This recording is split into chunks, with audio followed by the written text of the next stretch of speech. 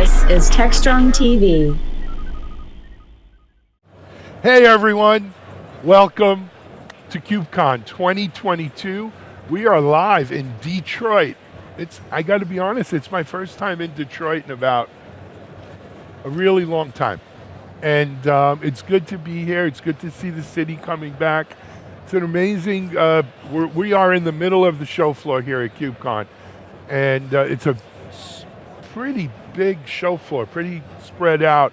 You know, again, kudos to the Linux Foundation and CNCF. They've done a good job with mask policy and vaccine checking and spreading out the booths so it's not as dense. And I hope everyone will be safer here than they have been at other shows perhaps. Anyway, I want to introduce you to a new company and the two co-founders that just came out of stealth or emerged. And I want to make sure I've got the name right. It's Kubiya. Kubiya. And for those who don't know, Kubiya is Kubernetes in Hebrew? Cuban in Hebrew. So as you can guess, there's an Israeli connection to the company. Let me introduce you to their two co-founders, Amit Govrin and Shaked Askayo. Excellent. Amit is CEO, Shaked is COO. Gentlemen, CTO. Yeah. Okay, CEO, CTO. Welcome. Thank you for joining us. We're easily confused. So. Yeah, well, he's the one with the t-shirt, he's the one with the sweatshirt. Anyway, so guys, let's dive right into it. Tell us about the company. Absolutely. As you can hear, there's a lot of noise and a lot of Yeah, all of a sudden like a race car went by, but okay. Well, city, yeah. I guess this all adds I up. guess it's the ambiance. Absolutely. So yeah, Kubiya, we're the world's first, or we'd like to think so, advanced virtual assistant for DevOps, okay? Really combining two unique categories who've up until now been completely separate, advanced virtual assistants, conversational AI, typically towards end users and call centers and so forth. And then you have dev tools, right? Service catalogs, IDPs and so forth. So the ability to essentially merge these two worlds together and bring a brand new experience for end users in the world of self-service DevOps. That's what we're doing. Self-service DevOps, I love it. Yeah, I know, I love it. I gave you everything you needed, so. All right, we're going to dive into what your backgrounds are in a second, but let's pick on this a bit. Let's do it. So, you know, we're talking like Siri, Alexa, these kinds of artificial, agents that you can talk to. Look, we've all done the phone thing with airlines and whatever, and that could be frustrating. How easy is this really for engineers? Is it something engineers want to do, right? Interested in your, what your feedback has been. I'd love to answer, but Shaked actually had the privilege of trying this out in his own, eating his own dog food in his previous company. So Tell us. I'll let him. Yeah, so maybe I'll give a little bit of background. Sure. I used to be a DevOps engineer for a few years. On later stages, I managed an SRE team actually for a large fintech company. And during this time, my team, myself, experienced a lot of access requests, trending Q&A requests that usually came on a chat interface. Okay. Like Slack, a developer needs something, he will approach us on the on-call channel, maybe you an engineer from some earlier stage, he will just approach to him using direct chat. And instead of focusing on innovation, we found ourselves answering to this request all the time, non-stop context switching. So back then I decided to create a chatbot. I connected this chatbot to all of the organizational tools. And just like any workflow automation tool, flash commands. Yeah. And basically we reduced the training request by 70%. So Really? Yeah. So instead of approaching to us, what the developers will do is to approach to the bots to get what it is that they want. Kubiya is a more advanced version of what I just said. It's basically able to extract the intention from the end user, convert it to what we call a workflow, while this workflow is not a traditional workflow which requires all of the context, but if it doesn't get the context that it needs, it will just ask for it. So imagine instead of a workflow in a traditional way, a simple conversation in a chat window. So I'm a developer, I want some configuration change, where are my logs, stuff like that. It could be simple, it could be complex. You will just ask for it, we extract the intention, and if something in your English sentence is missing, we're able to ask the relevant questions to fill the gap. Essentially, we are able to solve this intention and give full auditing capabilities to the DevOps on the other side to know which workflows it should create. So over the time, the organizational knowledge are bounded inside the virtual assistant, and the developers and DevOps are free to work on whatever it is that they want. Absolutely. Without getting... It's a concept we call intent-based operations. Sure. Right? The ability to understand the intent and serve it to you in the form of a conversation, so it's democratized across multiple users. Not just necessarily developers, even though that's maybe our audience for today, or operators who are our audience, but really across organizational units.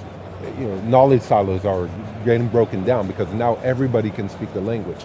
Imagine, instead of having everybody need to speak code and low code, as they would in a traditional dev tool, now we're allowing the machines to come down to the world of people and speak their language. That's essentially what we're doing.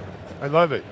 So let's dig in here a little bit. Absolutely. Yeah, sure. So you're familiar with WalkMe? Do you guys know WalkMe at all? Very familiar, Very yes. It's friends of mine. Yeah. They don't have what you have. They don't have the verbal as far as I know. You can't talk to it. Yeah. But they try to do this for people using apps so that, like helping them use an app, how to learn to use an app, how to answer, you got a question, where's this in an app? This is kind of taking that on steroids, right? We're putting it as a Domain verbal. specific. It's more domain specific. And it's right, and it's specific right now, though I assume you have bigger plans. Right now, it's really aimed at DevOps, ops folks who want to know, they have a question about what they're working on, the infrastructure or whatever, and this cues them right in there. Solves a lot of issues, because most developers, ops folks, you know, technical people, they don't want to talk to anyone if they don't have to. They're doing their work. They'd much rather do it on their own, get an answer, and go, right? I didn't bother no one bothered me. Right. You're hired. Well, no, I lived it. But on the flip side also, like you said, it makes your job and life easier, Definitely. right? Because you're not answering the same stupid, you know, I think that's a common thing is we all feel like I spend too much time on stupid stuff. Yeah, it's even more than that, but because when somebody asks a question, you solve the issue, you don't have time, you're doing now another context switch to solve someone else's issue, right? And because of this fact, you won't, in most of the times, document this question for the rest of the team to answer quickly, or for the developers on the other side. We give the ability to know which questions the virtual assistant wasn't able to answer, and give this self-service approach to the DevOps to answer these questions. So then they can go right in. I know this is less of the technical answer you're looking for, but it's a good analogy to give. What's unique really about what we're doing is we're giving a bi-directional feedback loop for the end users to help educate the system. Really similar to what Waze did to the world of navigations, allowing the end nodes to go and to educate the system. There's a car at the side of the road. Satellite system would have never picked that up. There's a power lap right in front of us, happened 2 minutes ago. Satellite would then pick that up, but the end nodes can now go ahead, educate the system, craft it, make it more customized to operations on the go. And the beauty of it is it gets smarter, if you will, Precisely. the more you use it. Yeah. I love it. It's even enhanced by the cloud native solutions that the organization has. We're able to feed some kind of a knowledge graph with all of the cloud assets, so you can even ask naive questions about the cloud, like which EC2 instances are open to the internet, or why did my pipeline fail? Because of the fact that we're connected to these tools, we can extract the knowledge out of these tools and just answer it in plain English. Love it. Now, so where does this live? Is it in Slack? Is there a special interface I got, an app I got to install? How do I integrate that into my work? Take it. Yeah, sure. I'm sorry. Hey, he's a rock star here. I'm a fan. Okay, so essentially, of course, the entry point of the system is to live in chat engines. Imagine Slack, Teams, Mattermost, right? These guys. But not only, because sometimes you need the gateway to the virtual assistant, maybe in your terminal. So we have an interactive command line interface where even from the terminal, while you're programming or DevOpsing, you could just talk with it and ask what it is that you want. You could leverage the AI engine to get what it is that you want, even from the terminal. Besides this fact, we have a front-end interface that the virtual assistant lives there as well, where you could also have a no-code interface to define these workflows that we discussed about. So even if you're less technical, you could leverage the no-code interface to build the conversations that you want, so next time you won't face it again. So Got it's it. like the For gateway. every persona, there's an interface. API. So it could live really anywhere because it's what's in the back anyway. It's actually one of the, Yeah. you don't have to break your own operational workflows in order to operate Built the way into you're familiar. yours. That's actually how Got we it. kind of capture more audience. Let's talk about the depth of what it can do here. Yeah. So on one end, it's kind of a workflow knowledge base that we're building. Where's my logs? Your logs are here. Yeah, What do I need to do this? Here's what you need to do. yeah. What about if I want to kick off something, right?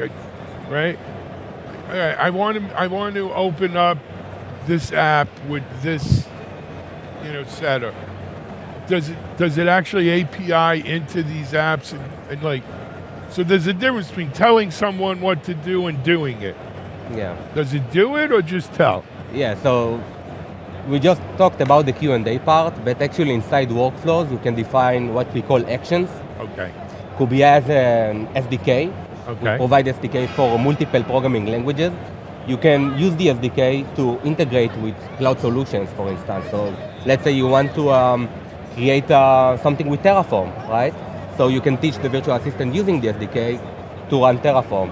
So the context gathering part, which is asking all of the questions in order to fill the gap, after it's done, the virtual assistant will actually take the action and launch this Terraform plan or apply right in place. Okay. So it's And not that's only all knowledge. basically API driven on the back end with Yeah. that. And maybe you mentioned WalkMe, so they're on the application level, we actually on the resource level. Got it. Right, so Yeah. you could really go down attribute-based access control, for example. That's Yeah. something that typically workflow engines don't have the ability to do. So that's just an example. Yeah, we connect to the identity providers inside the company. So as soon as you send a message to the virtual assistant, it knows your complete identity.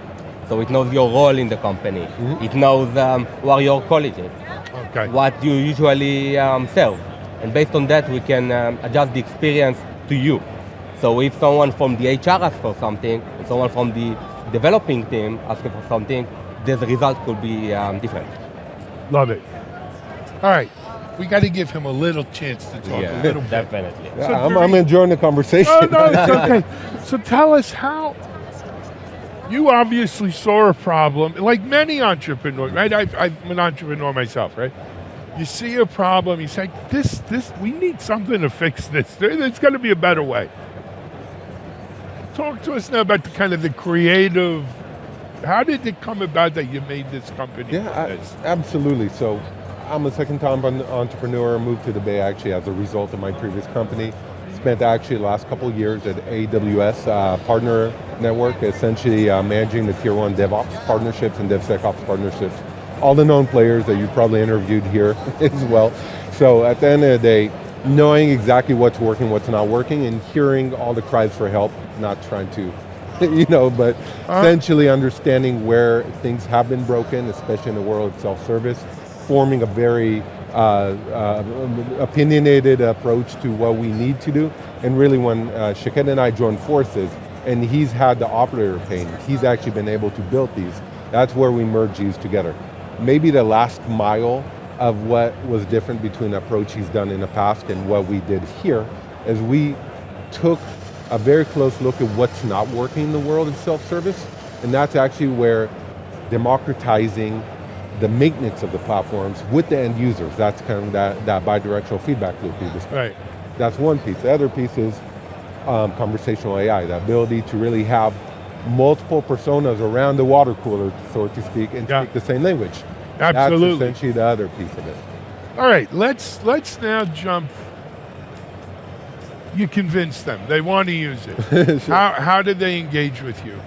Well, we do have our website up, Kubiya.ai, www.ai. Yeah. But they don't see what we see. Well, you can read it on your shirt, but it's KUBIYA.ai. Correct. Okay. We have a free forever tier, by the way. We also have a free trial till the end of the year. People can sign up. Would love to have a discussion, self-service and so forth. So if you go to Kubiya.ai, you can get on this right now. Absolutely. So where do you go from here? Well, hopefully to the moon, right? And beyond. So the company's launched, you announced funding, yes. I think just last week. Yes, that's correct. What are plans like for more functionality, or if you can't talk about it yet, don't? Well, multi-platform approach, right? So, our initial entry point has been to the Slack and cloud CSP market, but more and more users are going to add their integrations, their essentially cloud providers to the mix, and it's going to be a richer offering that could be shared between tribal knowledge between different practitioners. That's actually building that cloud ops community that everybody can bring in their own codified tribal knowledge and share it between others. That's a big piece of what we're looking for. I love it. Good stuff, guys. Yeah. Hey, we're about out of time. It goes quick. I apologize, but best of luck on this. Keep us posted. This is the kind of cool stuff, right? Takes it to the next level. Makes everyone's life a little easier. Sure. Come back and keep us informed here. Good luck. Would love. Again, that's KUBIYA.ai. It's free. It's free to the end of the year. There's free tier levels. Go check them out. Let us know what you think. And amazing swag. And good Amazing. swag. Yeah. Nice shirts. All right. Hey, we're going to take a break. We're going to be back in a second with our next guest here. We are live at KubeCon in Detroit. Stay tuned.